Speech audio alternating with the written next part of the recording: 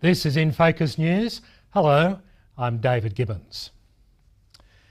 A new Seventh-day Adventist Church complex will be built in the Northern Territory town of Finke, near the geographical centre of Australia, and a sign has been erected during a dedication ceremony at the site. The church will be the first of its type for the local Aboriginal community. 20 people from the College Park Polish Adventist Church in Adelaide joined the residents in the tiny town for the ceremony and to look at the plans for the new building. The visitors also ran health and children's programs during the weekend. 5 years ago, the town requested that an Adventist church be built in Finke. The Seventh-day Adventist Northern Australian Regional Office has provided some funding, while church members in Adelaide are also raising money and looking for volunteers to help construct the church building. A retired Adventist church pastor and administrator is raising money to buy motorbikes for pastors in the Pacific Islands. Pastor David Lawson started the project 2 years ago and funds it by writing and selling books. He printed 2,000 copies of his latest book, Why I'm a Seventh-day Adventist, and has already sold half of them.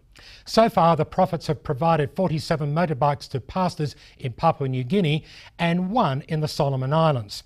Another 7 will be operating in Vanuatu by Christmas. Talked to a few pastors and leaders and found that churches were not being adequately cared for. Pastors had 30, 40, 50 churches, 1 or 2 assistants, and they couldn't get around it on foot.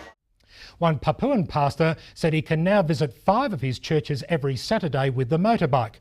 Previously, he could only visit 1 each weekend, and he has 20 churches to supervise. Asian Aid reports the achievement of a milestone.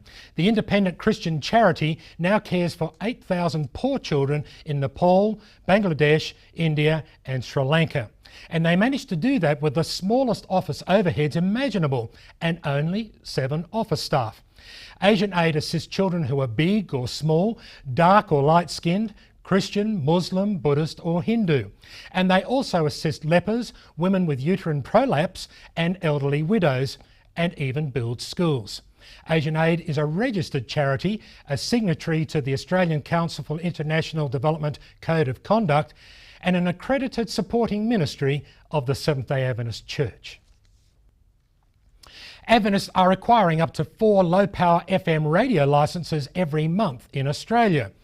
Local church congregations or individual members have spent $220,000 on acquiring 103 more radio licences during the last 2 years. It will cost a further $1,500 to activate each of the licences and to commission satellite and transmitter equipment. When activated, there will be more than 170 low-power FM radio stations with a potential audience reach of 800,000 people.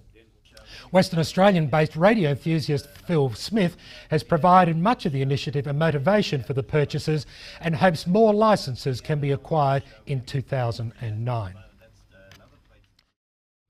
And finally, in this week's colour edition of Record, church leaders respond to the market decline. An iGeneration concert is held for young people who collected funds for ADRA in Sydney, with a similar event planned for Melbourne. And a discipleship conference is held in Western Australia. Have you watched the full half hour of InFocus? You can see it every Friday evening on Hope Channel and again on Saturday afternoon and Sunday evenings. Or you can go online to infocus.org.au and watch it there. Now, I won't be here next week as I take a week's holiday in Beijing, China, but I'm sure you'll enjoy Francine Bell bringing you the news in my place. Thanks for watching. I'm David Gibbons.